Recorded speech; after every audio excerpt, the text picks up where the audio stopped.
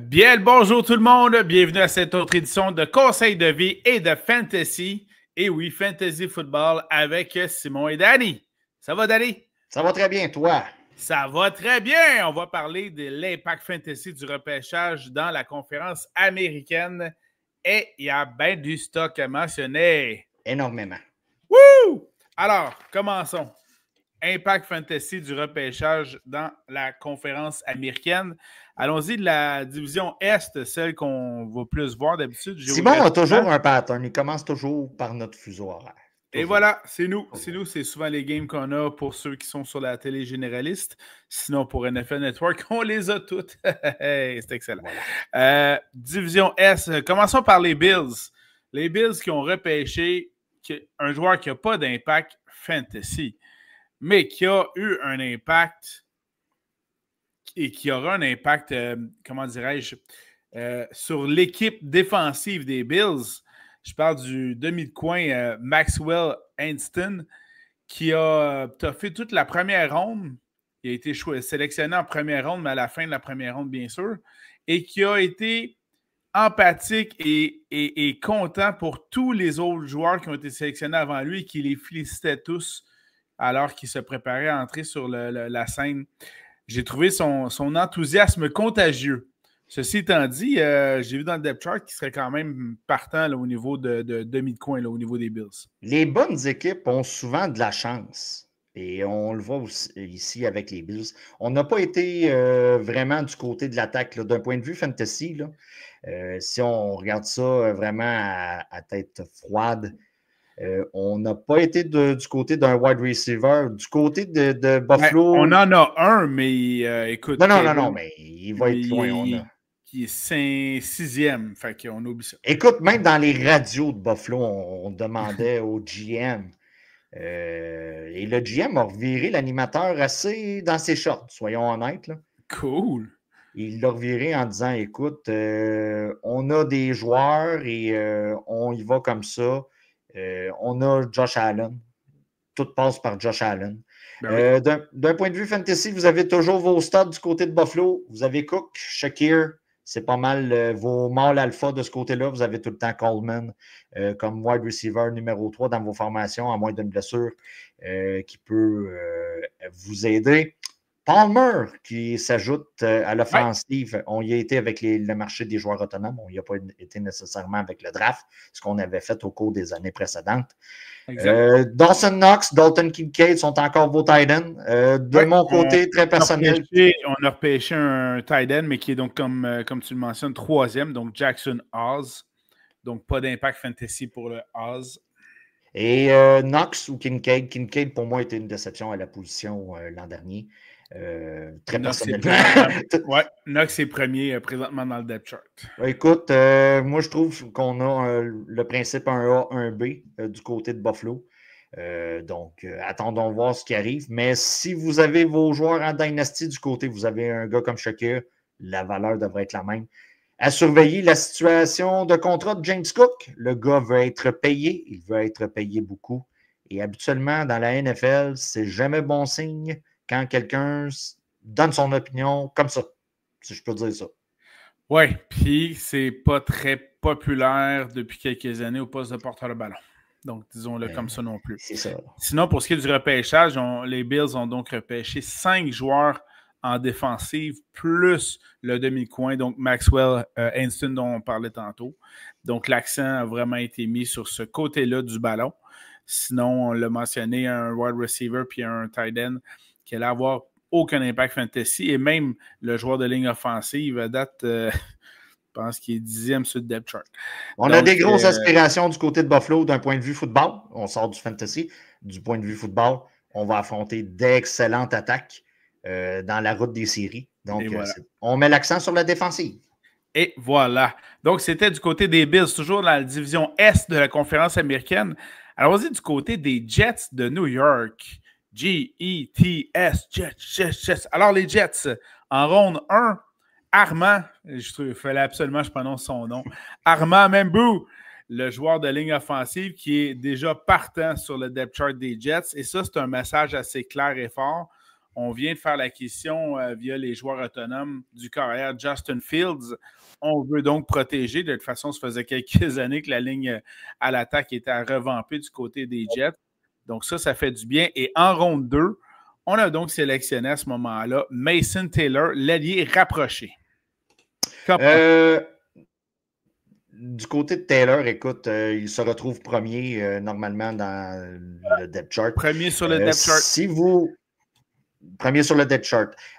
Pour ceux qui repêchent seulement des recrues, écoutez, de ce côté-là, je mets quand même Warren puis peut-être Loveland là, en avant. Là. Si j'aurais à choisir une recrue à tout prix, j'irais avec le gars d'Indianapolis, avec Warren. Et Loveland du côté de Chicago, je m'attends à un départ de Cole Kmet, comme j'ai dit la semaine dernière de ce côté-là. Il devrait quand même avoir sa partie d'avoir du ballon, là, si je peux dire, sa partie de réception. Mais écoute, on a énormément de bouche à nourrir du côté des Jets. On a Hall, on a Braylon Allen qui a quand même valu son pesant d'or d'un point de vue fantasy l'an dernier. Vous avez toujours vos studs Wilson. Vous avez Lazard qui est là.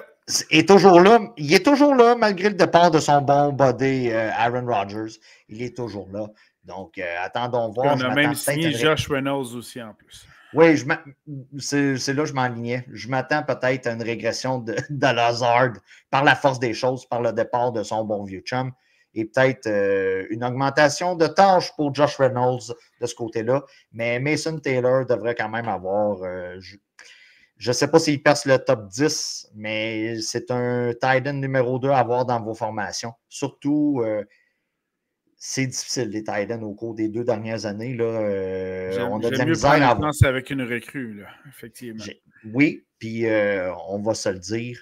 Le gars que tu croyais avoir, qui était la mine d'or l'an dernier, voir ici Dalton Kincaid, ça se peut que ça vous chie dans la pelle durant l'année et que vous ayez besoin de gars comme ça. Parce qu'on manque de constance du côté des tight ends cette saison, quand on sort du Big 3, Big 4. Toujours du côté des Jets, on a également repêché Arian Smith, le receveur de passe, en 4e ronde. Et 4e ronde, ça donne qu'il est à peu près 4e dans le depth chart, justement, des Jets. Donc, pas d'impact fantasy. Évidemment, ce sera un cas En ce moment. Ce sera un cas d'agent libre durant la saison, ce qu'on appelle les waivers. S'il y a des blessures, il aura un impact fantasy. Et sinon, par la suite, 4 joueurs en défensive qui ont été sélectionnés du côté des Jets lors du repêchage. Donc, encore une fois, quand même un bon repêchage dans ce cas-ci, là, des joueurs d'impact en attaque, puis des joueurs d'impact en défensive. C'est intéressant là, du côté des Jets. D'un point de vue fantasy, mon gros point d'interrogation est Justin Fields. C'est un gars qui court beaucoup avec la balle. C'est un gars qui n'a pas nécessairement lancé beaucoup dans la NFL. Certaines bonnes semaines, mais son plancher de valeur fantasy vient souvent avec la course. Puis là, on base notre attaque alentour de ce gars-là. Moi, je ne trouve pas ça vraiment sexy, mettons, d'un point de vue fantasy. Mais Wilson va partir dans la première ronde. Mais écoute, gare à Justin Fields, il peut vous faire ça, il peut vous chier dans la pelle. Vous avez Tyrod Taylor qui peut prendre la relève durant la saison. Moi, je m'attends à ce que du côté des Jets, on ait une discussion à ce sujet-là plus tôt que tard. Oui, tout à fait. Justin Fields, pour moi, écoute, quand ça n'a pas marché à Chicago, moi, c'était réglé. C'était réglé avec. Ben voilà. Il y a eu l'épisode Pittsburgh. Écoute, il gagnait ses matchs, mais d'un point de vue fantasy, ce qu'on recherche, nous autres, c'était plutôt médium. Donc, et quand c'est médium, c'est juste bon pour un steak. Et voilà. Continuons toujours dans la division Est du côté de Miami, les Dolphins, qui ont donc repêché un porteur de ballon, Ollie Gordon, de second, en 6e ronde. Peu d'impact fantasy, il est 4e dans le depth chart. Donc ça va de ce côté-là. Écoute, il passe tellement inaperçu, le Flo, là, que ses parents lui ont donné le nom d'un précédent. Hey, quand tu es le deuxième, tu sais... Il n'est même pas unique. Tu n'es même pas unique de ton nom. Sinon, les Dolphins ont repêché en 7e ronde le carrière Quinn Ewers, que notre ami Oui. Dan connaît bien parce qu'il était à Texas et qui devançait même un certain Arch Manning dans le depth chart de Texas. Et présentement, Quinn Ewers il est 3e sur le depth chart des Dolphins. Donc, il est quand même bien avantagé. Aucun impact fantasy. Mais il est quand même derrière un certain Tua, monsieur commotion cérébrale, et un certain Zach Wilson, le préféré de ses mamans. Le QB room est quand même intéressant là, du côté. Oui. T'en as un qui ne se souvient pas de sa veille, de l'autre qui compte la sienne. Puis lui, il est assis là puis il écoute tout ça. Voilà. Un gars qui a tout oublié sa veille, l'autre qui compte ses trips avec les MILF. Et, Assez incroyable. mais d'un point de vue fantasy, là, je ne sais pas si tu es d'accord avec moi, on n'a pas fait de changement.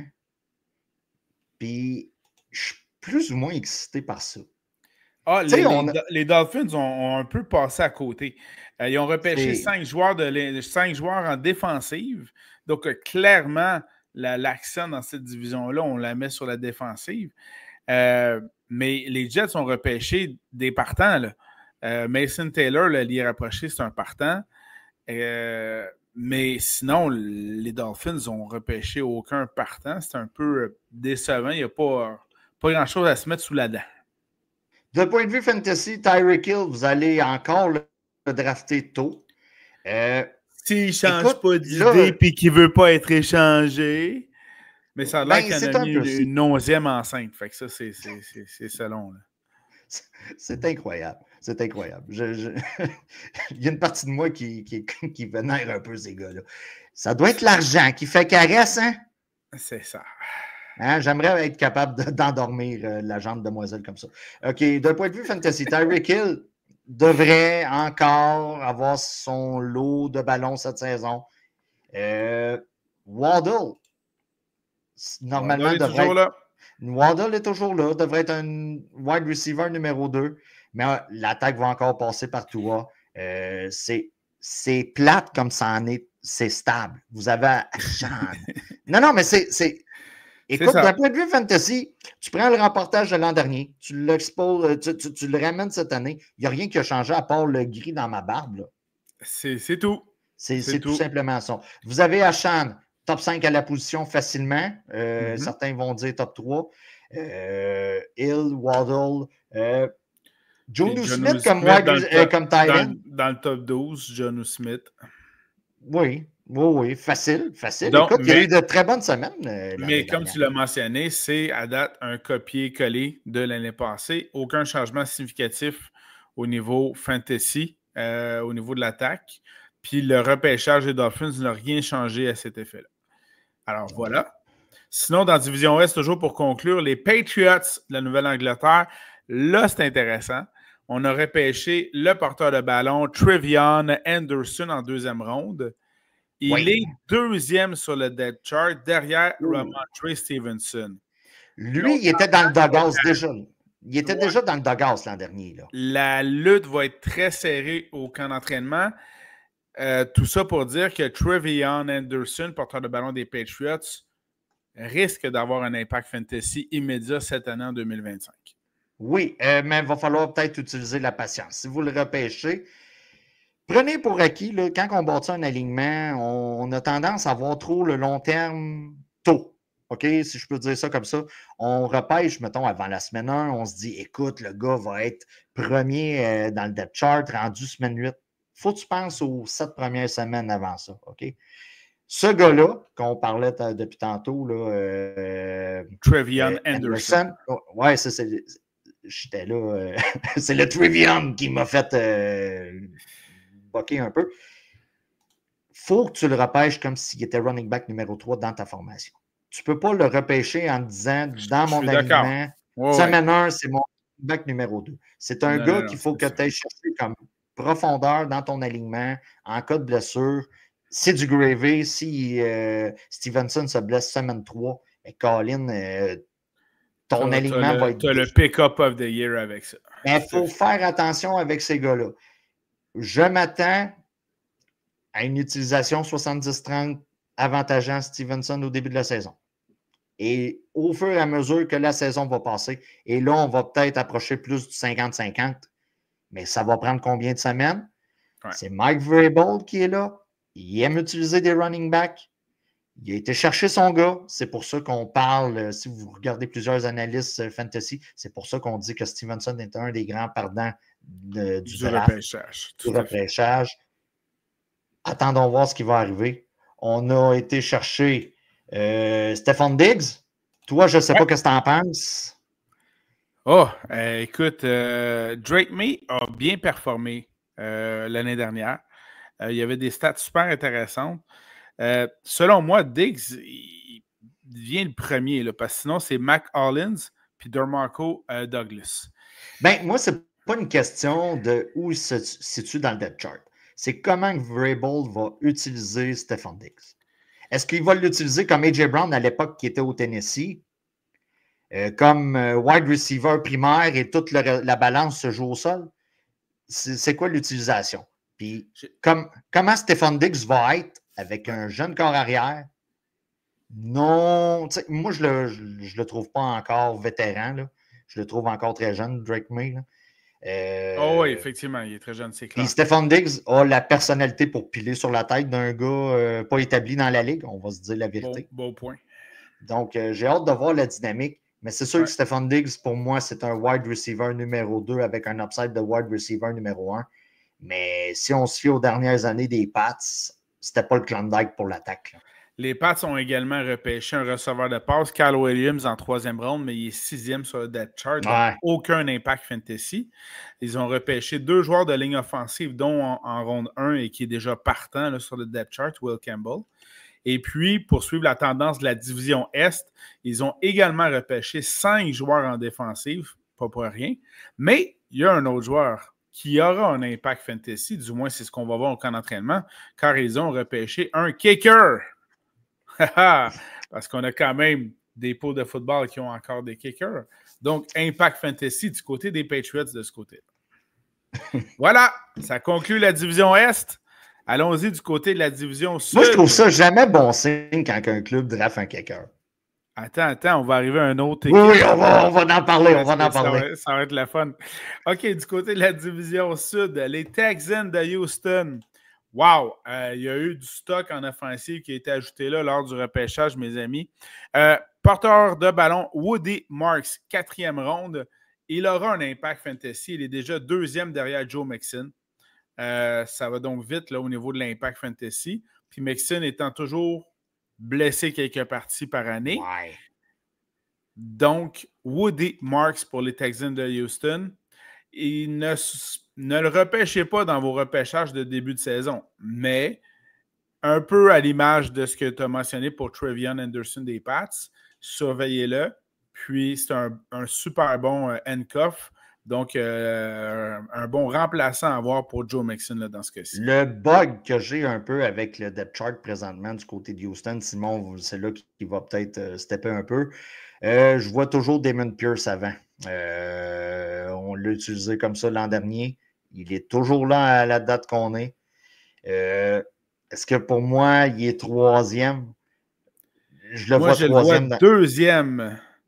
Okay, Pierce sur mon depth chart est même 4e derrière Ogunbowale. Okay. Ben, c'est ça. Probablement, OK, simulation, Mixon se blesse. On arrive au reportage de la semaine en cours. On dit, bon, Simon va dire, garochez-vous celui. Puis moi, je vais dire, attention, vous avez Damon Pierce, vous avez Ogunbowale. OK? Ouais. S'il vous plaît, ne pas faire la recherche de la manière qu'on l'a prononcé. Ça se peut qu'il y ait trop de lettres. On risque d'avoir un questionnement. Perdre une semaine. Présentement, ce n'est pas l'idéal parce qu'on aime beaucoup quand on draft quand on repêche notre premier running back, d'aller chercher son handcuff, on se casse pas la tête et tout ça.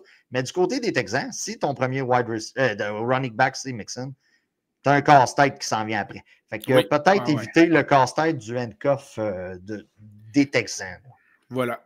Sinon, les Texans de Houston ont également repêché receveur de passe Jaden Higgins en 2e ronde, qui est 4e sur le depth chart, donc pas d'impact fantasy pour le moment. Le receveur de passe Jalen Smith, 3e ronde, 5e sur le depth chart en ce moment. Ils ont repêché en 7e ronde un un allié rapproché, Luke Leitch, mais qui est 4e sur le depth chart, absolument aucun impact. Et ils ont repêché en 6e ronde un carrière, Graham Mertz, qui est 3e sur le depth chart. Donc, pas d'impact fantasy encore là non plus. La situation des wide receivers était surveillée du côté de Houston, je trouve.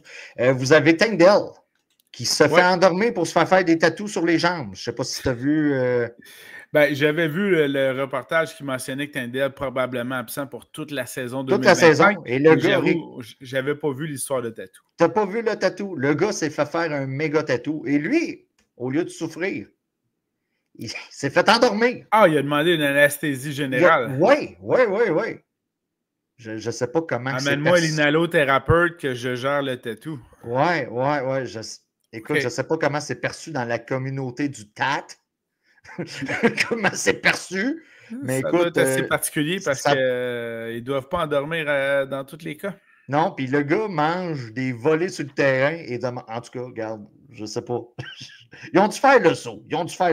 Mais tout ça pour dire, vous avez Dell. On n'est pas sûr du retour et comment il va revenir cette année. Vous avez Christian Kirk. Christian Kirk est rendu là. Il y a Nico Collins qui est le premier, Christian Kirk deuxième. Là, on parle de John Mechie de third, le troisième. Et c'est là où on embarque avec les nouveaux choix au repêchage. Donc, tout ça pour dire le petit Higgins, là. Ouais. Faites attention, il peut être un wide receiver numéro 4, mais c'est un gars que vous allez vous garrocher pour l'avoir sur les waivers. Voilà. Sinon, les Texans, 3 joueurs défensifs, un joueur de ligne offensive. Donc, peu d'impact fantasy, mis à part Woody Marks, le porteur de balle. Voilà. Toujours dans la division sud, allons-y du côté des Colts d'Indianapolis. Là, ça a été quand même fort intéressant. On a donc repêché dès la première ronde, ce qui était pour plusieurs le meilleur allié rapproché, Tyler Warren. Donc, du côté des Colts. Et je vous confirme qu'il est déjà premier dans le depth chart devant Mo Alie-Cox. Ce qui est donc pas rien là, de ce côté-là. Il aura donc un impact fantasy. Personnellement, il vient déjà de craquer top 12, top 15 là, du côté des alliés rapprochés pour le repêchage fantasy. Beaucoup de questions, moi, de mon côté, par rapport aux Colts. Puis on commence à la base. OK? Richardson, là, on s'enligne pour une bataille au camp entre Anthony Richardson et Daniel Jones. Ainsi que celui qui vient de repêcher, Riley Leonard en 6e ronde. Écoute, je prends pour acquis que la bataille va... Oui, mais il est déjà 3e sur le chart. Fait qu'il est déjà devant ses autres. Oui, mais je prends pour acquis que ça va être une bataille à 2. Je prends pour acquis que ça va être une bataille à 2. Jonathan Taylor va être encore votre running back numéro 1. Si vous êtes capable d'aller chercher normalement dans votre formation, ça va être votre running back numéro 1. Vous avez Pittman qui fait encore la job. Ouais. Mais c'est ça. Vous avez Warren. J'ai énormément de misère à mettre beaucoup d'emphase sur l'attaque d'Indianapolis. On est moins explosif qu'à l'époque qu'on avait un certain Joe Flacco qui faisait la job. On dépend énormément de Richardson. Richardson, pour moi, est un QB3 avec énormément d'upside. Énormément. Énormément d'upside. C'est un gars que vous allez peut-être souffrir pour avoir un gain à la fin. Tu sais... Il va falloir être patient. Il va falloir être très patient, mais ça se peut que semaine 1, votre rendement sur l'investissement soit incroyable. Est-ce que la dernière saison... Tout est possible. Est-ce que la dernière saison va... attendons voir qu'est-ce qu'on va attendre du camp d'entraînement et tout ça. Mais présentement, il y en a des crackpots qui font leur draft ces journées-ci. Ben, ça se peut que vous ayez le gars avec un foutu de bon rabais. Là. Oui, effectivement, tu as raison. Sinon, ils ont repêché les Colts un porteur de ballon, DJ Giddens en 5e ronde, mais il est 3e sur le chart. Donc, on oublie ça là, de ce côté-là, aucun impact fantasy. En résumé, par rapport au corps arrière, Daniel Jones, c'était pas le gros char du côté des Giants. On s'est débarrassé de lui. Après l'avoir choisi par rapport à Saquon Barkley au niveau contractuel, on s'est débarrassé de lui. Vous avez Richardson. c'est la pierre d'assise de toute cette attaque-là. Taylor va vous donner du rendement pareil, mais écoute, s'il n'y a pas de passe, s'il n'y a pas de... Mais ça va être il dur risque pour quand lui. même d'avoir un peu de volume. Enfin, Il va avoir du volume. Il va avoir du volume. Mais on va se dire les vraies affaires. Admettons que Richardson retrouve ses allures d'antan, si je peux dire ça comme ça. C'est moyen. C'est moyen. Qu'est-ce qu'on pense qu'il va faire? Bien là, Taylor a moins de portée de ballon. Donc, attendons voir, mais pas trop. Moi, personnellement, c'est pas une équipe que je vise à aller chercher des joueurs. Continuons dans la division sud de la conférence américaine avec les deux équipes qui ont repêché premier et deuxième de la première ronde. Je commence tout d'abord par les Titans du Tennessee qui avaient le premier choix du repêchage. Donc, oui. Qui ont repêché le carrière Cam Ward avec le premier choix et il est sans surprise premier sur le depth chart des Titans. Donc, carrière partant, il a un impact fantasy dès 2025. Maintenant, à partir de là, vous le mettez où dans votre classement? C'est un carrière recrue. On sait toujours que c'est très difficile. Habituellement, les carrières recrues à leur début de carrière dans la NFL, je ne le vois pas craquer top 25 là, de la position. Là. Tout simple. Tout simple. Vous êtes en mode redraft. En gros, vous repêchez un club à chaque saison, vous commencez à zéro, vous n'avez aucun joueur que vous gardez de la saison précédente. Ce gars-là doit se retrouver sur vos keepers. Si vous êtes une ligue à 10, au maximum 20 quarts arrière vont être choisis dans votre ligue. Ce gars-là doit se retrouver sur vos waivers. Aussi simple que ça. Si vous le repêchez, au mieux, c'est un quart arrière numéro 3 en ce moment. Parce qu'on regarde les outils que le gars a. Il y a Tyler Lockett. Vous allez dire, ouais, on n'est plus à Seattle de son côté, là. Puis on commence à être sur la pente descendante. Vous avez Treylon Burks. Personnellement, moi, ça fait 3 ans que je l'attends. OK? Oui, effectivement. OK, moi, personnellement, ça fait 3 ans, depuis l'échange d'A.J. Brown, et qu'on a été chercher Treylon Burks avec le choix ou alentour de ça. Moi, depuis ce temps-là, je l'attends. Il n'est jamais arrivé. Vous avez Calvin Ridley. Calvin Ridley, le gars qui est parti des Falcons, qui est arrivé avec les Jags, que tout le monde disait « Oh, on a notre sleeper! » Petit pari à gauche, à droite, perd quelques matchs. Ça n'a rien donné. Ça n'a rien donné. Puis on a aussi le fabuleux Van Jefferson. Moi, là, je trouve que les Texans ressemblent, pour ceux qui sont des gars de PlayStation ou de Xbox, tu viens d'acheter NFL, Madden, puis tu as les équipes, là, les équipes Madden. Puis là, ils te donnent des petits joueurs pour commencer ton club. Ça ressemble à ça, les Titans du Tennessee. Ben, les Titans ont quand même repêché. T'as aucun joueur à 99 d'overall. Non, ça, c'est clair. Tu te tiens dans le 70-75. Moi, je trouve que c'est comme un paquet de cartes que tu as brassé. Les Titans ont repêché en 4e ronde 2 receveurs de passe, donc Chimere Dyke et Elik Ayomanor. Et selon moi, ils sont déjà... 2 points pour l'addiction pour Simon. Là. Merci. Ah, quand même. D'après moi, ils sont déjà 4e et 5e sur le depth chart et on l'a vu avec les noms qu'on vient de sortir, Danny et moi, ça ne m'étonnerait pas que ça devienne dans le top 3 à un moment donné, un de ces deux noms-là. Mais à savoir lequel, comment, présentement, je ne suis pas en mesure de vous dire l'impact fantasy de ces deux gars-là qui ont été repêchés malheureusement. Si vous allez du côté des Titans, vous êtes tard dans votre repêchage. Oui. On va se dire la vérité, vous allez viser des gars comme Pollard, qui va avoir quand même un certain volume. Certains vont dire Spears peut avoir du volume lui aussi, mais qu'est-ce qu'on en sait? On parle des Titans. On va tirer de l'arrière. On va lancer le ballon. Donc, Lockett va être quelqu'un que vous allez préférer, Ridley. Mais honnêtement, j'ai beaucoup de misère à voir ces gars-là comme des wide receivers numéro 2. Pour moi, c'est des wide receivers numéro 3 dans vos formations. Et si vous les habillez dans les 5 premières semaines, votre club est déjà dans le pétrin. Voilà, c'est clair. Je ne sais pas si tu es d'accord. Oui, je suis d'accord là-dessus. Et allons justement clore la division sud avec la dernière équipe, les Jaguars de Jacksonville, qui ont repêché donc en ronde 1 qui avait le deuxième choix et avec raison, avec justesse, ils ont repêché le multipolyvalent Travis Hunter qui est donc déjà le deuxième wide receiver sur le depth chart et qui est déjà aussi le deuxième demi de coin à gauche.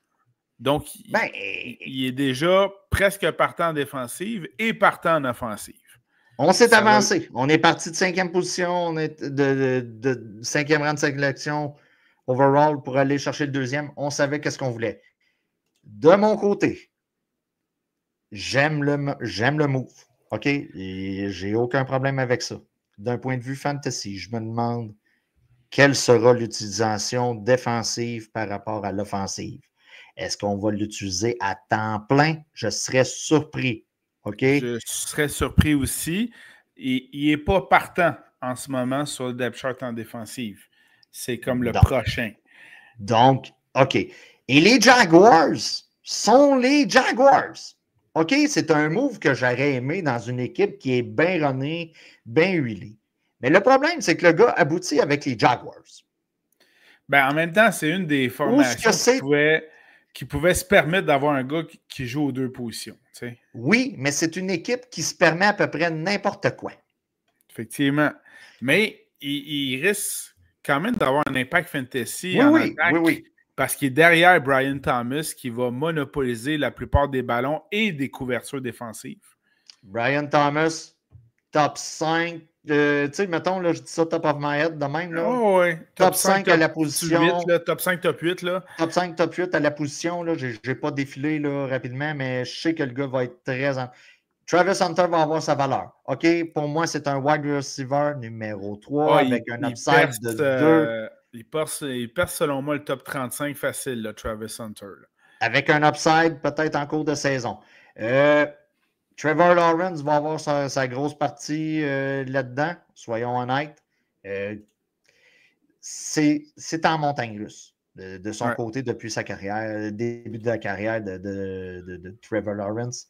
Donc, Travis Hunter, pour moi, c'est pas mal le gros move du côté de Jacksonville. Parce que pour moi, j'ai encore des questionnements sur les running backs. Travis Etienne, pour moi, ou Bigsby, on est encore dans cette espèce d'histoire-là qu'on avait l'an dernier. Là. Oui, puis tout à fait. Puis on a même rajouté via le repêchage 2 autres porteurs de ballon, donc Bayshall Tootin puis LeQuint Allen en 4e et 7e ronde. Mais selon le depth chart, ils s'en viennent déjà 3e et 5e. Aucun impact fantasy, rien pour essayer de bousculer l'ordre établi de Travis Etienne et Tank Bigsby. Donc, ça a l'air d'être le statu quo dans le champ arrière là, de ce côté-là. Le champ arrière, pour moi, des Jags est l'équivalent d'une série que vous écoutez. Vous trouvez une partie de votre émission poche. Telle intrigue, là, c'est poche. Tel personnage, c'est poche. Puis saison d'après, est encore là. Dans sa maudite intrigue poche, il n'y a pas de changement. C'est un peu ça, les Jags. Tu sais, on n'a pas évolué là, du côté du champ arrière. Là. Travis Etienne a été choisi à peu près top 6 à la position l'an dernier. Facile. Top 6, on vous disait top 10. Mettons top 10 sans exagérer. Ouais. Le gars était une déception totale. Oh, vraiment. Puis là, écoute, on se dit, on va aller chercher des gars durant le repêchage, puis ça. Il n'y a rien arrivé. On est statu quo. Voilà. Il y a comme quelque chose de décevant là-dedans. Pour nous autres, là, les fans de fantasy, là, on se dit, Colin, il y a quelque chose. On a été chercher un deuxième bon wide receiver pour complimenter Thomas. On va avoir de l'espace pour courir. Ils n'ont rien fait. Et voilà. Alors, on verra au camp d'entraînement si l'ordre dans le champ arrière change pour ce qui est des Jaguars. Mais sinon, ça correspond bien à la division sud, c'est-à-dire un peu décevante de ce côté-là. Passons maintenant à la division nord de la conférence américaine. Là où on est quand même allé une fois, puis il y a sans doute d'autres voyages qui s'en viennent de ce côté-là. Commençons du côté des Ravens de Baltimore, parce qu'on va pouvoir passer rapidement, il n'y a pas grand-chose à dire. Écoute! On a été très stable du côté des Ravens. On a repêché 3 joueurs de ligne offensive. On sait que notre pain et notre beurre, c'est Lamar Jackson. On veut protéger et ouvrir des brèches pour Derrick Henry. On a repêché 6 joueurs en défensive. On veut évidemment se battre dans dans les séries éliminatoires, dans le dernier droit contre les Bills et contre les Chiefs. Donc, on va chercher des joueurs en défensive. On a repêché un receveur de passe, la John Tag Wester en 6e ronde, mais qui est 4e dans le depth chart, derrière Zay Flowers, Rashard Bateman et même un certain DeAndre Hopkins. Et un kicker, bien sûr, parce que là, on a quand même libéré Monsieur Justin Tucker, Monsieur Salon de massage. Et ce kicker-là fait quand même des bottées de 75 verges. Oui. Je dis ça de même. On parle donc, c'est le seul joueur repêché qui, selon moi, a un réel impact fantasy chez les Ravens. Le problème pour les Ravens, c'est que si tu lances la balle avec ton pied, donc si tu bottes la balle 75 verges, tu as souvent besoin de traitement de massage pour que le muscle soit efficace. Et du côté des Ravens, il va falloir surveiller un peu les allées et venues du nouveau botteur. Mais écoute, c'est de la stabilité du côté des Ravens. On aime ça d'un point de vue fantasy, soyons honnêtes.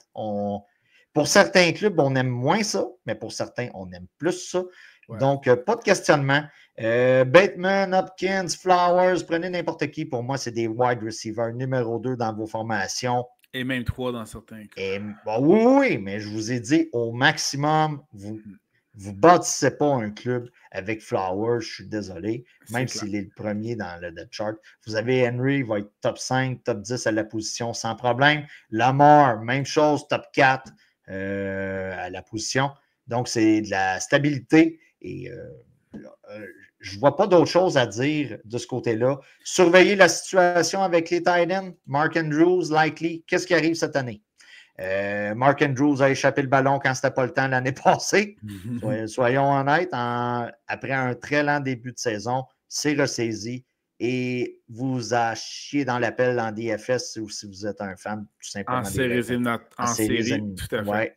Fait que qu'est-ce que ça va être là? Comment ça va revenir? Parce que le gars, ça peut l'avoir cassé. Ben, c'est ce qu'on va voir au camp d'entraînement des Ravens. Ça va être une des histoires intéressantes à surveiller. Au niveau du repêchage, toujours dans la division nord de la conférence américaine, on a les Steelers de Pittsburgh qui n'avaient pas beaucoup de choix de repêchage, mais qui ont réussi à faire un certain impact. En 3e ronde, on a repêché le porteur de ballon Caleb Johnson. Je vous le mentionne puisque présentement, il est premier sur le depth chart devant Jaylen Warren puis devant Kenneth Gainwell. Donc, Caleb Johnson, porteur de ballon chez les Steelers, a déjà un impact fantasy immédiat pour 2025. Oui. Écoute, par rapport à Warren, l'an dernier, puis l'autre année d'avant, on marchait 1A, 1B du côté des Steelers. On marchait avec celui qui performait le mieux, là, on va se le dire. Ouais. Si vous aviez Warren, si vous aviez Najee Harris, vous aviez repêché Harris avant, puis vous vous disiez, je suis correct, c'est la dernière année de contrat, il va performer. Des fois, Warren lui volait la palme. Donc, moi, je pense que ça va être la même dynamique. Surtout, du côté des corps arrière, là, on va l'éléphant dans la pièce, on va en parler. Là. Présentement, c'est-tu Rudolph le numéro 1? Et voilà. Donc, Mason Rudolph est premier sur le L'ex d'Eugénie. L'ex d'Eugénie est premier sur le depth chart des Steelers. C'est son haut fait d'armes, là. Oui, et les Steelers ont repêché Will Howard en 6e ronde comme corps arrière. Et il est déjà 2e sur le depth chart derrière Mason Rudolph et devant Skylar Thompson. Donc, c'est clair que ça va passer par Caleb Johnson, dont on vient de parler, et Jaylen Warren. D'autant plus qu'on n'a repêché aucun joueur de ligne offensive. On a repêché 3 DL, donc 3 joueurs de ligne défensive, et 2 autres joueurs au niveau de la défensive.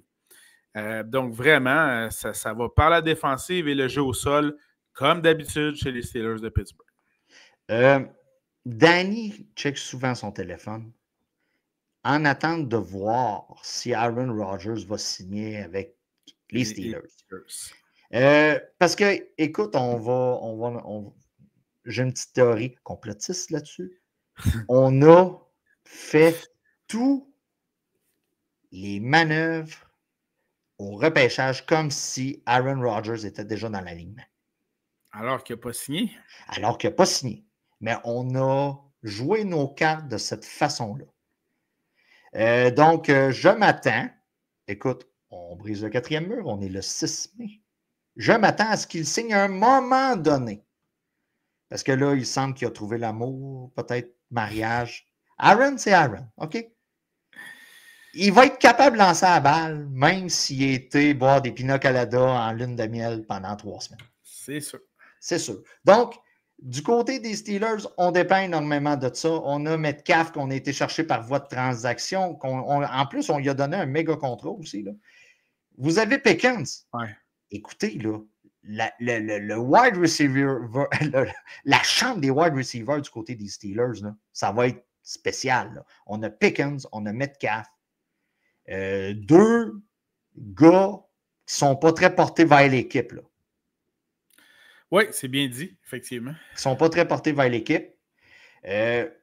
Écoute, moi, d'un point de vue fantasy, je vois Metcalf en avant de Pickens. Également. Mais l'impact fantasy, autant de Metcalf que Pickens, avec Mason Rudolph qui lance le ballon, est moindre. Donc, à surveiller donc, la situation, comme tu le dis si bien, la situation d'Aaron Rodgers ici qu'à l'entraînement. Si vous faites un draft cette semaine, allez chercher ces gars-là en 9e, 10e ronde, puis attendez la bonne nouvelle. Voilà. Ou ce que votre investissement va en valoir le coup, mais Pittsburgh, pour moi, est une équipe que je ne veux pas toucher, même avec une pole. Ouais, sauf pour les porteurs de ballon. Même là. Eh boy, OK. Même là. Ben, je me risquerai sur Caleb Johnson, pas de problème. Mais écoute, comme wide receiver numéro 3, dans ta formation. Oh oui, non, les receveurs de passe, effectivement. Les porteurs de ballon, ça va m'intéresser grandement. Mais j'ai toujours apprécié les porteurs de ballon recrues. Ouais. C'est ça. Ouais, mais c'est la surprise qui vient avec ça des fois. Des fois, tu vises le championnat et non la reconstruction. Poursuivons dans la division nord de la conférence américaine avec les Bengals de Cincinnati. C'est pas un repêchage manqué. Non. Eux autres, ils ont signé leur gars. Ils ont signé leur gars, t'as raison. Ils ont signé leur gars. C'était leur... Tu sais, on parle du repêchage, mais certains clubs, des fois, ont intérêt à garder qu'est-ce qu'ils ont. C'est ce qu'ils ont fait avec... C'est ce qu'ils ont fait.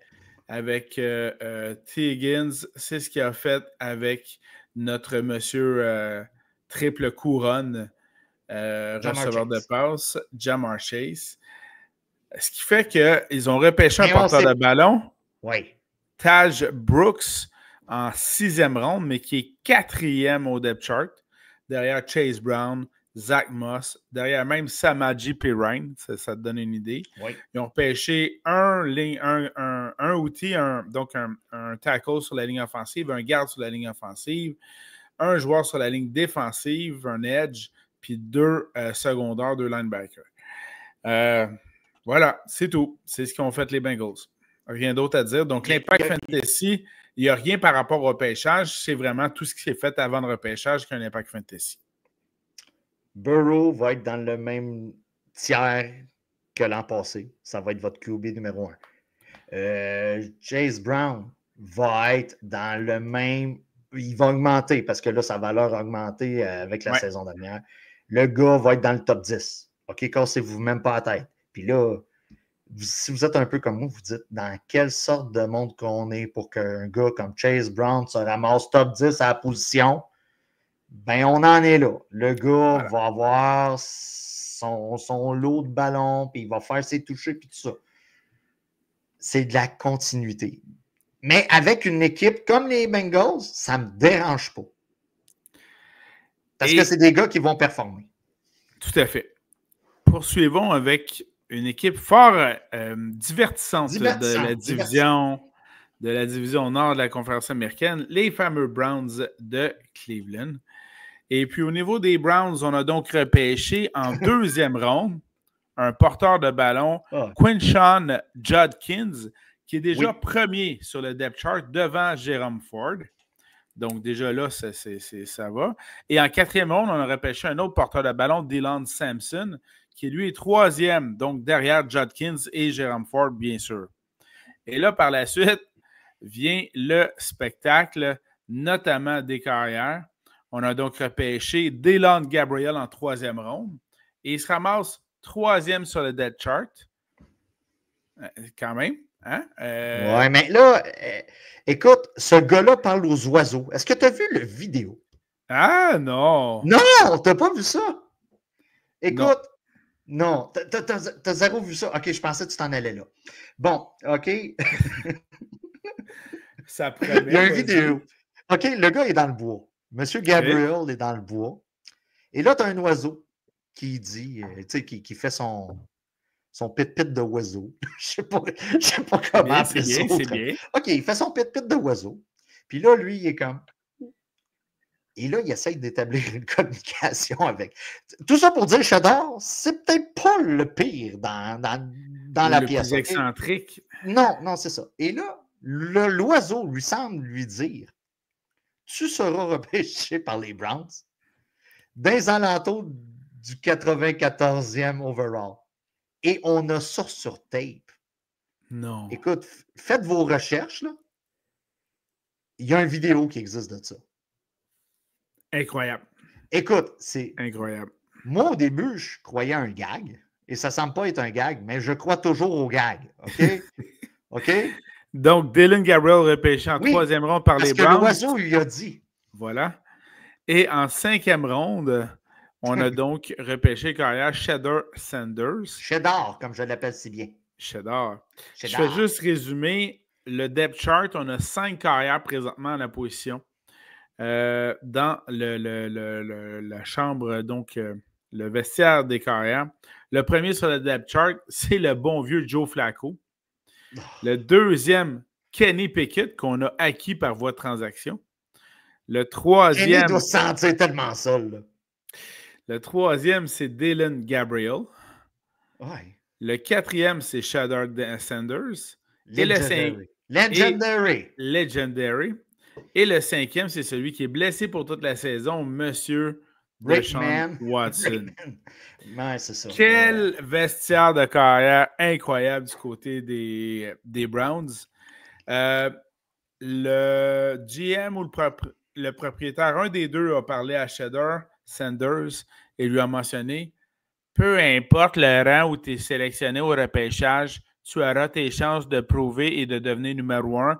Regarde ce qu'a fait Tom Brady. » Ben oui. Oui, c'est vrai. Il va se présenter au camp d'entraînement. Mais il va falloir peut-être qu'il se force un peu, contrairement aux entrevues de pré-repêchage dans lesquelles il ne s'est pas trop forcé. Oui, OK. Bon, problème d'attitude du côté de Sanders. OK. Quand tu n'as pas le talent du père, assure-toi de... Tu sais, OK? Son père était talentueux. OK? Peu importe le sport, il était talentueux. Il pouvait se permettre ces niaiseries-là. Puis je trouve que le fils a tweaké un peu plus que le père. Là. OK? Soyons honnêtes. Là. Je trouve que le fils en a ajouté pas mal. J'ai énormément de difficultés à aller repêcher n'importe quel corps arrière dans ces formations. Pour moi, s'il y en a un qui a de la valeur, c'est Flacco, mais en DFS. OK? Dans vos équipes que vous allez... vous avez une masse salariale, vous voulez quelqu'un qui ne sera pas trop cher, Flacco va être votre gars certaines semaines cette année. Ouais. Ça va être un gars qui ne coûtera pas cher. Il va vous aider à aller chercher des studs à d'autres positions. C'est la seule valeur que je vois présentement pour les corps arrière. Que ce soit en Dynasty. Écoutez, allez pas chercher Sanders en Dynasty, je suis désolé. Laissez le problème à un autre. OK? Votre mouvement de personnel sera légendaire, mais pas pour les bonnes raisons. Non, c'est ça. OK? Laissez le trouble à quelqu'un d'autre. OK? d'un point de vue corps arrière avec les Browns, on touche à rien. OK? Danny, rapidement de même, là. Qui dans mon pool pense pourrait faire ce move-là d'aller chercher Sanders? Ben, moi, je vois Dan. Dan, oui, puis moi. Vraiment mal pris. En dernier. Faudrait que tes deux premiers soient bons en tabarouette. Oui, mais c'est à cause que je repêche trop tôt cette année pour me permettre. Mais tu sais, on a souvent des gars dans nos poules qui liquident les premières rondes pour aller vers la fin. Ça pourrait être un move comme ça, mais Dan, c'en est un. S'il y en a un qui l'a vu jouer, c'est Dan. On salue Dan. On salue Dan. Dan et Seb sont pas mal, d'après moi, ceux qui l'ont plus vu jouer. Beau point. Mais je pense que Dan n'ira même pas là. Je pense que non. Je pense que non. Je fais juste ajouter du côté des Browns, on a repêché dans ce cas-ci en 3e ronde un allié rapproché Harold Fannin Jr., aucun impact fantasy, et on a complété notre repêchage avec un joueur de ligne défensive et un secondaire, aucun impact fantasy non plus. Si je résume, le seul impact fantasy, Quinshon Judkins, le porteur de ballon, qui est le premier sur le depth chart. Peut-être Jerry Jeudy, là, qui est wide receiver numéro 1 quand même. Le gars, on va tirer de l'arrière souvent. Là. Du côté des Browns, là, je pense pas. Hein? C'est un secret de Polichinelle. Donc, Jeudy devrait avoir le ballon un peu. Njoku, tout dépendant, là, devrait quand même avoir son nombre de touches de balle. Mais pour le reste, écoutez, tu sais, des fois, là, c'est le problème à un autre. Excellent. Terminons soyons honnêtes. C'est exactement ça. Et donc, mais tu sais, ton Judkins, pour moi, là, j'aimerais ça l'avoir dans ma formation. OK? Mais si je cherche un 3e running back, j'hésite. À 4, je le prends tout de suite. Parfait. C'est réglé. Mais à 3, mon 3e, c'est réglé. Je laisse le problème à un autre. Terminons la conférence américaine par la division Ouest, dans laquelle, personnellement, est-ce que j'ai été... Oh, il y a juste un des 4 stades que je n'ai pas visité, soit celui des Chiefs. On commence donc de ce côté-là, de Kansas City. Kansas City, un repêchage, rien pour écrire à sa mère. En 4e ronde, un receveur de passe, Jalen Warriors, qui est 4e sur le depth chart. Mais bon, on connaît les Chiefs et on connaît Pat Mahomes. Il va peut-être trouver le moyen de le faire contribuer un peu, mais présentement, aucun impact fantasy pour M. Royal. Puis j'ai trouvé ça charmant, le petit jeu de mots, parce qu'on est quand même à Kansas City. Le gars, il s'appelle les Royals. Hein? Nom d'équipe de baseball, mais enfin, bref, voilà. Sinon, porteur de ballon, on a repêché en 7e ronde Brashard Smith, porteur de ballon. Il est 4e sur le depth chart. Derrière Pacheco, derrière Kareem Hunt, aucun impact fantasy. On a repêché même en ronde 1 un joueur de ligne offensive, Josh Simmons. Il est 6e. Il n'est même pas partant encore, même repêché en ronde 1, plus 4 gars en défensive. Pas grand-chose. Un peu à l'image des Bengals et de ce que tu as mentionné tantôt, Danny. Pour les Chiefs, ça semble être la continuité au niveau de l'impact fantasy. On n'a pas misé sur le repêchage. On n'a pas misé sur le repêchage. Patrick Mahomes va être un gars top 10 encore à la position. Certains ont tendance à le repêcher trop tôt. Moi, je suis plus dans l'école. On attend avec Patrick Mahomes.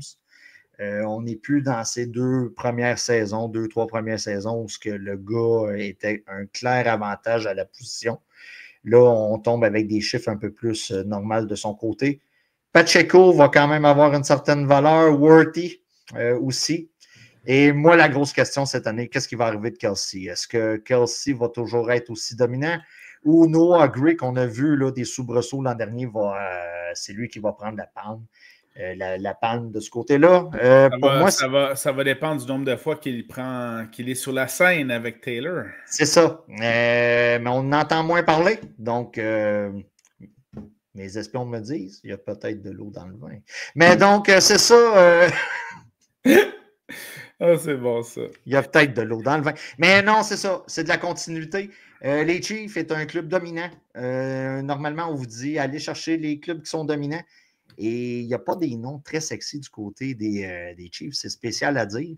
Voilà. Mais écoute, ils sont efficaces. faut continuer de cette façon-là. Toujours Écoute, dans la ils ont été 15-2 avec un alignement semblable l'année passée. Puis on a passé. C'est sûr qu'on s'est fait planter au Super Bowl. Un alignement moyen, c'est ça. disons-le.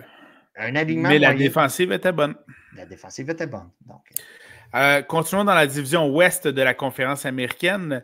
Et là, pour les 3 équipes qui suivent, ce sont tous des parcours intéressants au repêchage. Allons-y avec les Broncos de Denver. Dès la 2e ronde, on a repêché le porteur de ballon R.J. Harvey, qui est premier sur le depth chart. Ça va donc très bien pour lui. Impact Fantasy immédiat du côté des Broncos. Et on sait que Sean Payton adore les porteurs de ballon. Sean Payton aime beaucoup les porteurs de ballon. Souvenez-vous des belles années de Camara du côté des Saints. On est en train de bâtir. On a trouvé notre corps arrière avec Bo Nix. Oui. Et là, on a notre... on a quand même notre running back dernier là, avec R.J. Harvey. Si on prend seulement les recrues, on a un gars qu'on va parler tantôt du côté de Las Vegas et un autre qu'on va parler du côté des Chargers. Mais... moi, je le mets pas mal 3e là, dans mon espèce de hiérarchie à venir. Là. Vous avez celui qu'on a parlé tantôt là, du côté des Pats, là, qui peut être une surprise, là, tout dépendant de la semaine qui va commencer à peut-être avoir plus la balle. Mais présentement, moi, matin, R.J. Harvey est comme numéro 3, moi. Selon moi. Là. Des recrues, oui. Des recrues seulement. Là. On reste dans les recrues. Oui, au niveau des recrues, dans le top 5, j'ajoute Caleb Johnson des Steelers. Mais les 3 recrues porteurs de ballon de la division Ouest sont les top 3 selon moi, effectivement. Vous voyez la différence entre moi et Simon?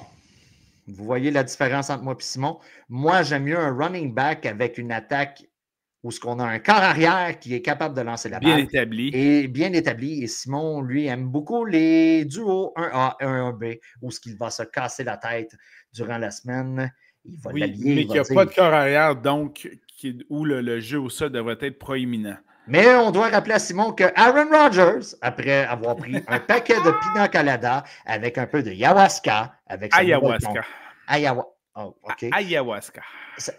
OK. Ayahuasca. Bon, ben, il va arriver avec ses gougounes, ses bas blancs, puis il va dire, je m'en viens lancer des balles ici, moi. Voilà, puis je cours plus.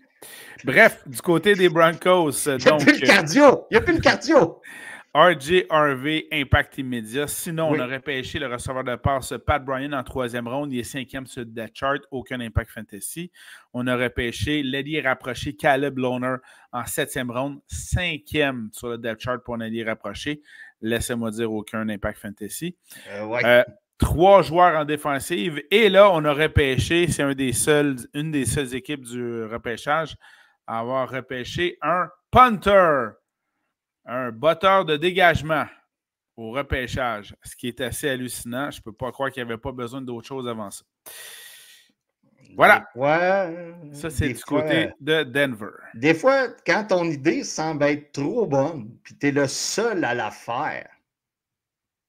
Tu sais, des fois, là, quand tu es le seul à faire ce que tu penses être une bonne idée, des fois, ça veut dire que c'est une mauvaise idée. Pose-toi des questions, voilà. Pose-toi des questions. Du côté du SoFi Stadium qu'on a eu le plaisir de visiter, Danny et moi, il y a déjà quelques lunes de cela, les Chargers de Los Angeles ont repêché Omarion Hampton en première ronde.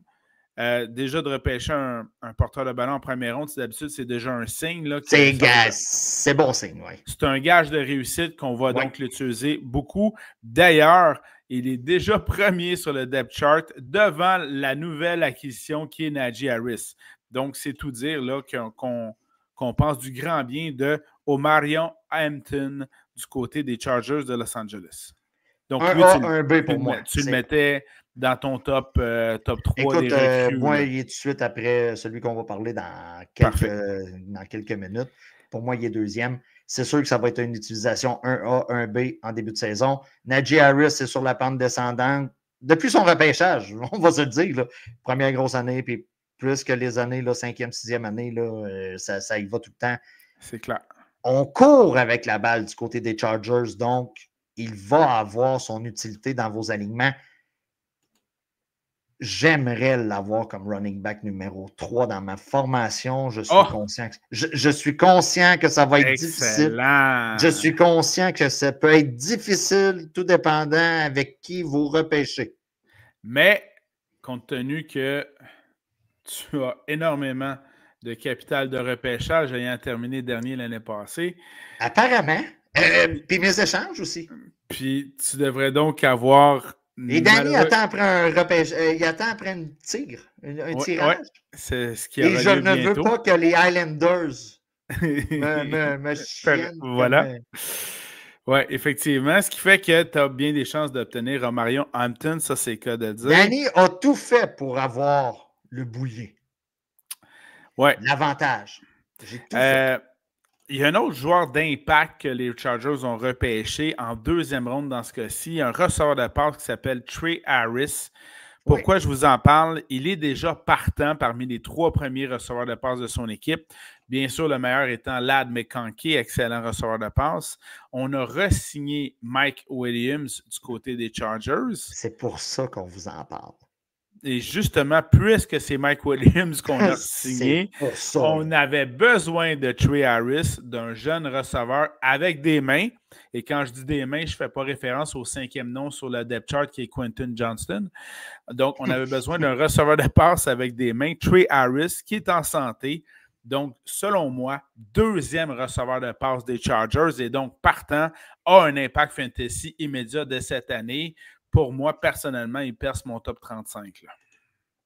Écoute, je ne suis pas rendu au... Mais top 40, d'après moi, ce gars-là va être mentionné.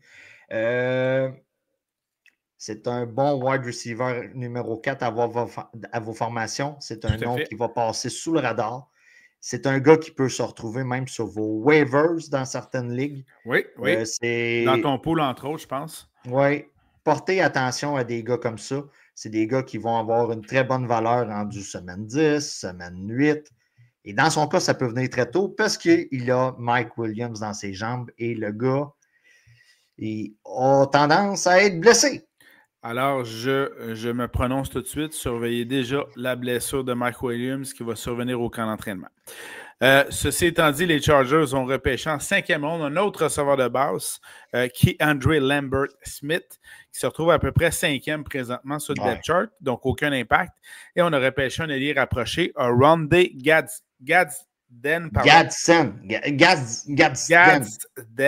C'est le second. C'est le second. Deuxième du nom en 5e ronde. Troisième. Encore du monde qui n'a pas d'originalité.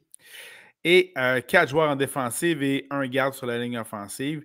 Donc, très intéressant. Deux acquisitions qui ont un impact immédiat au niveau fantasy. On voulait rendre hommage à ton père.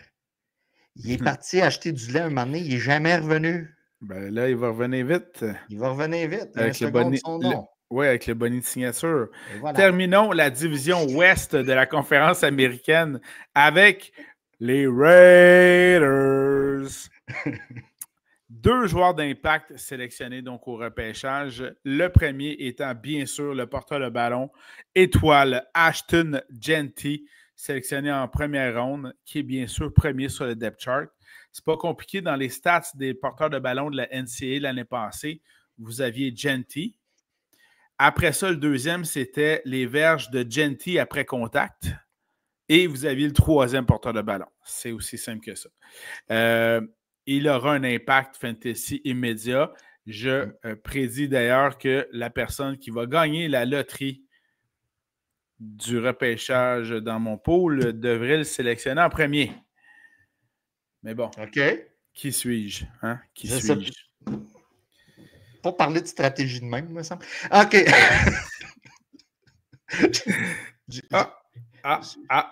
J'ai-tu glissé ça à un souper? Je sais pas.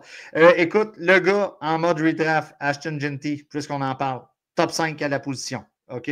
C'est demain qu'on le voit. Et vétéran recrue, tout personnel confondu chez les porteurs de ballon. En Dynasty, le gars est numéro 1. OK?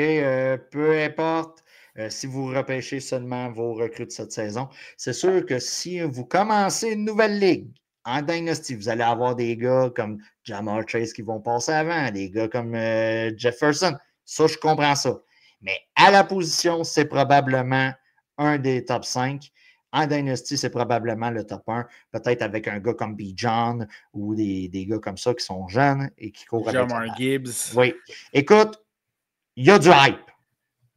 Il y a du hype. Il y en a beaucoup. Il y a beaucoup de hype de son côté. On s'attend à quelque chose de bien. Et le gars a atterri dans la meilleure situation possible.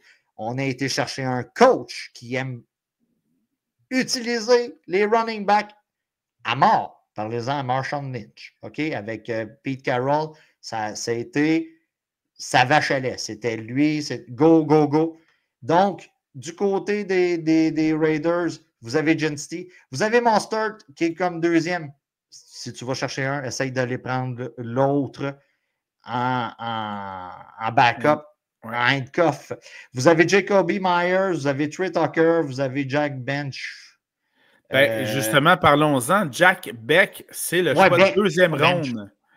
C'est le choix de deuxième ronde. Et écoute, selon certains depth charts, là, il est soit premier ou deuxième receveur de passe chez les Raiders. Ouais. Donc, Jack Beck aura un impact fantasy immédiat en 2025. Il est dans le top 30 déjà, selon moi, au niveau des receveurs de passe de la Ligue. On a été chercher Geno Smith. Je ne sais pas si on a glissé un mot. On a été chercher Geno Smith. Le gars va venir assurer la situation du côté des Raiders pour quelques années. On a un corps arrière quand même très fiable qui va faire la job. Attendons voir ce qui va aller. Mais ce que je remarque rapidement, c'est qu'on a en mode Dynasty, vous avez probablement le numéro 1 au poste de tight end avec Bowers et vous avez un gars top 3 facilement avec Ginty. Donc, l'avenir du côté des Raiders semble prometteur. Et je fais juste un retour sur un des sujets dont on a discuté tantôt, un certain Shedeur Sanders. Tout ça pour mentionner qu'un des propriétaires minoritaires des Raiders, M. Tom Brady, a passé pas mal de temps avec Shedeur Sanders et avec son père. Puis un moment donné, c'est Dion qui demandait à Tom Brady devant Shedeur, est-ce que mon gars devrait s'acheter une Rolls-Royce ou un autre type d'auto comme ça? Et Tom Brady répond automatiquement, il devrait passer plus de temps dans la salle de visionnement de films. Donc, ça donne une idée que si Tom Brady a passé beaucoup de temps avec le clan Sanders et qu'ils ne l'ont pas sélectionné, il doit avoir une maudite bonne raison. Disons-le comme ça. Ce qui a mené à la sélection. Oui. C'est amené à la sélection de Cam Miller au poste de carrière en 6e ronde. Ce n'est pas un nom qu'on a beaucoup entendu en préparation du repêchage, mais il est déjà 3e dans le depth chart des Raiders derrière Geno Smith et Aiden O'Connell. Il est devant un certain Carter Bradley. Moi, de savoir que les Raiders, avec Tom Brady comme propriétaire, ont repêché ce corps arrière-là qui est déjà 3e, il n'y a aucun impact fantasy en 2025, on s'entend là-dessus. Commence pas à vouloir jouer fin finaux. Là. Mais rayez-le pas pour le reste de sa carrière. Je vais être très intéressé à savoir ce que Cam Miller va faire de ce côté-là. Sinon, du côté fantasy, les Raiders ont quand même repêché 3 receveurs de passe qui se retrouvent, en plus de Jack Beck, là, qui se retrouvent 4e, 5e et 6e receveurs de passe. Donc, ils n'ont pas d'impact immédiat, fantasy immédiat, mais en cas de blessure, on s'entend que là, on se retrouve à être un peu mieux garni. Et en plus, on a repêché 4 gars défensifs puis 2 joueurs de ligne offensive. Du côté des Raiders, on avait beaucoup de choix et on a fait des choix judicieux, selon moi, de ce côté-là. Mais tu sais, je regarde rapidement. Là. On n'a pas de vieux joueurs de style bois mort. On n'a pas des vieux. On vient de le remplacer, là. Non. On bâtit avec un corps arrière qui a quand même de l'expérience, Geno Smith. Le gars, c'est pas le plus flashy et tout ça. Et on lui fait accompagner un groupe de joueurs à l'attaque très jeunes. Donc, attendons voir qu'est-ce qui va arriver. Est-ce que Geno Smith va être de transition? Moi, je m'attends à ça. Donc, attendons voir. Mais d'un point de vue fantasy, vous allez avoir votre stud de l'an dernier comme tight end numéro 1. Je vous le dis tout de suite, c'est lui qui est mon numéro 1 au poste de tight end cette année. Et vous avez Ginty qui va être top 5 là, très facilement à la position. Là. Donc, l'avenir est prometteur du côté des Raiders. Excellent. Ben, merci beaucoup, Danny. C'est ce qui conclut le beaucoup. portrait donc de l'impact fantasy du repêchage du côté de la conférence américaine.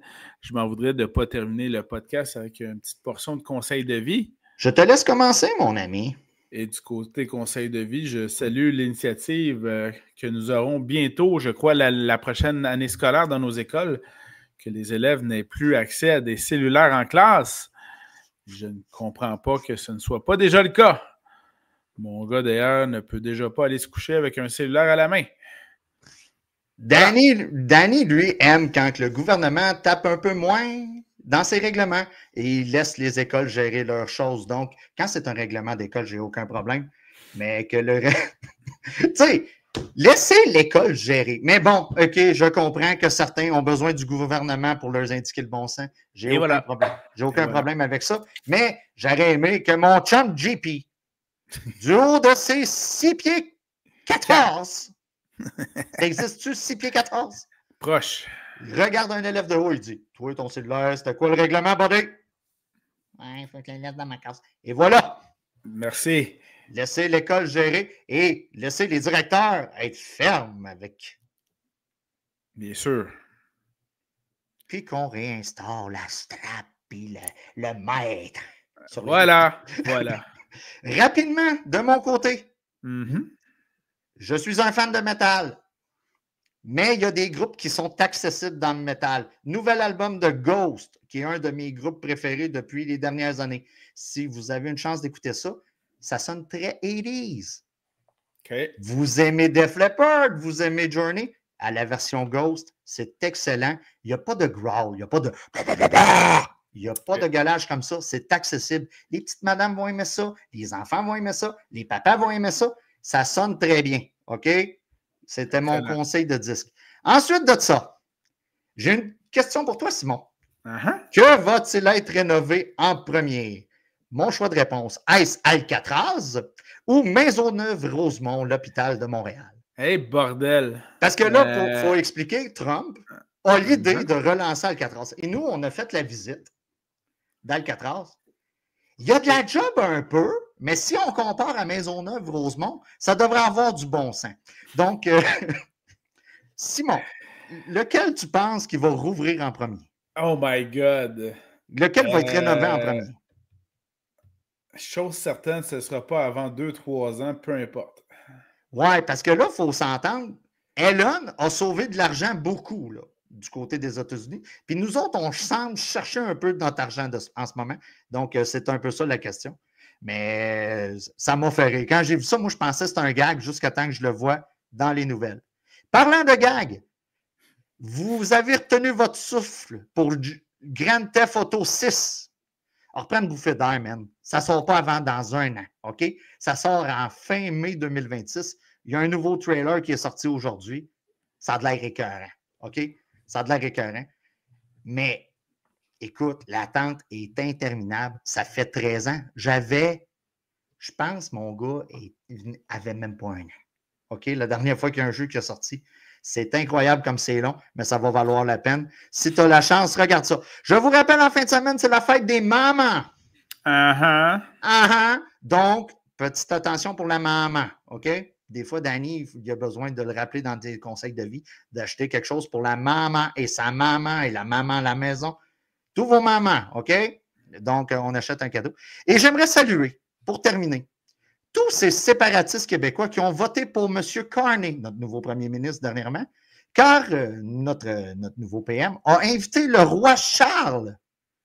C'est quoi son numéro à Charles? C'est quoi, Charles? C'est 3. C'est le 3, hein? Je voulais... 2 ou 3? J'ai fait appel à l'historien parce que je m'en allais dire le 3. Et là, je me suis dit, mon historien va savoir ça tout de suite, lui.